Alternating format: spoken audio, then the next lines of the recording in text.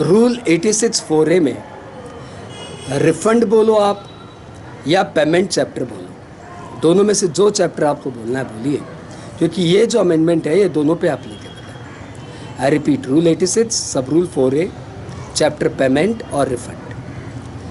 किसी बंदे ने जीएसटी का पेमेंट एक्सेस कर दिया, नहीं करने की दरकार थी, वहाँ बेवजह कर दिया।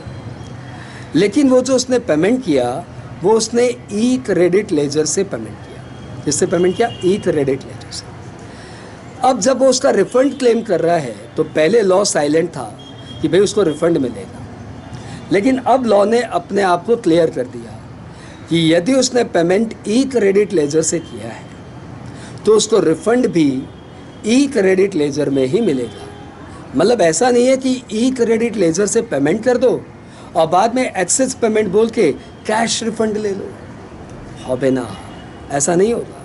यदि आपने कोई जीएसटी का रॉन्गफुली या एक्सेस पेमेंट किया है out of E credit ledger and later you are making a claim of refund, तो वो रिफंड आपको मिलेगा और वो रिफंड आपके ई क्रेडिट लेजर में ही बैलेंस आके खड़ा हो जाएगा।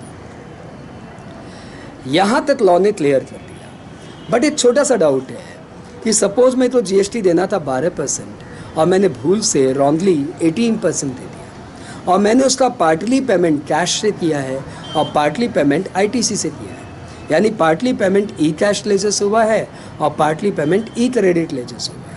अब सिंस मुझे देना था 12% और मैंने दे दिया 18%, तो मेरा एक्सेस पेमेंट हुआ है।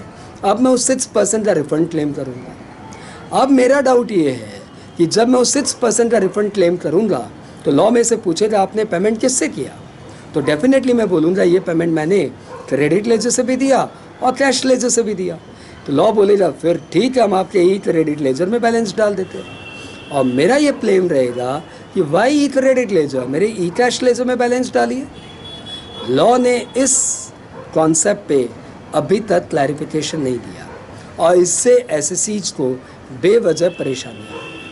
They should make this part very clear, क्योंकि फंडामेंटली एंड लॉजिकली ये पेमेंट उसके कैश लेजर में आना चाहिए।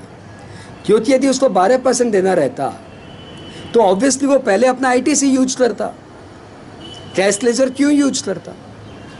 यानी एक्सेस जो पेमेंट किया है 6% वो उन्होंने उसके कैश लेजर से पेमेंट किया है, तो इसका पूरा क्रेडिट जितना हो सके वो उसको कैश लेजर में ही मिलना चाहिए। परंतु लॉ यहाँ पे साइलेंट है।